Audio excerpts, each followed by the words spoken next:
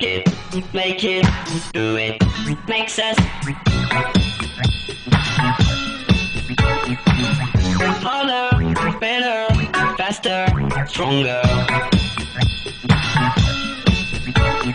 More than power, never. The computer, our modern-day revolution. We use it every day, from listening to music to editing photos to viewing video. But where did our first computers come from? People. I'm a computer, you're a computer, we're all computers. Computer was originally a job title that described people doing repetitive calculations.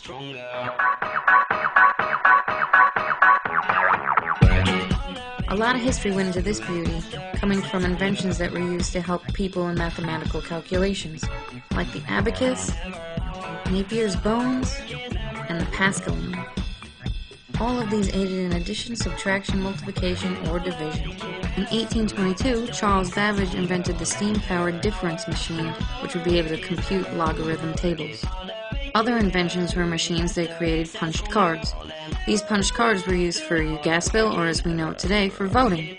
One of these machines was the Hollerith desk, which was created by Herman Hollerith.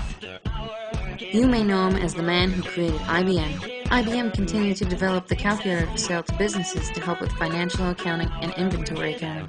In 1944, IBM partnered up with Harvard to create the Harvard Mark I. It was the first programmable digital computer in the U.S. It was not purely electronic, though. It was constructed out of switches, relays, rotating shafts, and clutches.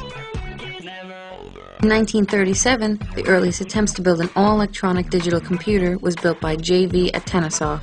This machine was the first to store data on a charge on a capacitor, which is how today's computers store information in their main memory, or RAM. Another major invention towards the model computer was the Colossus, built during World War II by Britain for the purpose of breaking the cryptographic codes used by Germany. In 1941, Konrad Zuse invented the Z3, his third machine. It was probably the first operational, general-purpose, programmable, software-controlled digital computer. 1943 to 1945, the ENIAC was created. It stood for Electronic Numerical Integrator and Calculator. It was created by funding from the War Department, promising that it could replace all women that were employed calculating the firing tables for the Army's artillery guns. By the end of the 1950s, computers were no longer one-of-a-kind hand-built devices.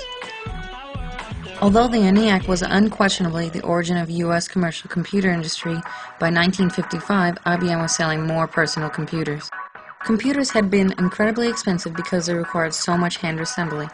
In 1976, the Apple I sold for only $600 as a do-it-yourself kit. In the 1990s, a university student would typically own their own computer. This was a result of the transformation of the microprocessor. In 1971, Intel was the first to develop the microprocessor. They were the first to succeed in cramming an entire computer onto a single chip.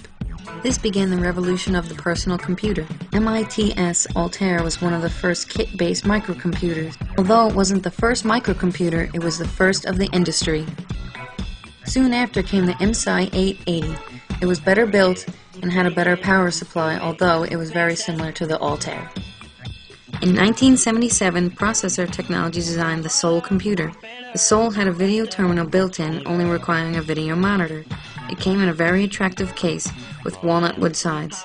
The Sol became a very popular computer that influenced the design of future computers. Now for the first true quote-unquote personal computer, the Apple II. Factory-built, inexpensive, and easy to learn and use, provided with the most extensive set of software and low-cost floppy disks. The Apple II was also the first personal computer capable of color graphics and easy modem operation. Rivaling the Apple II was Radio Shack's TRS-80, selling for about $500 complete with video monitor. It took the personal computer market by storm.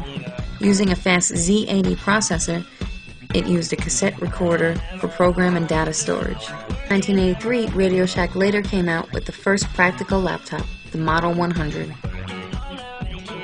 You know what's next. Progression of technology means progression of the computer. As time goes on, the computer will become smaller and more compact until it resembles our laptops and desktops today. Growing up in the computer age, it's easy to forget where this great technology came from. Now that you know, I hope you can properly thank the inventors and inventions that indirectly bestowed upon you your new Apple MacBooks that our school lovingly gave us.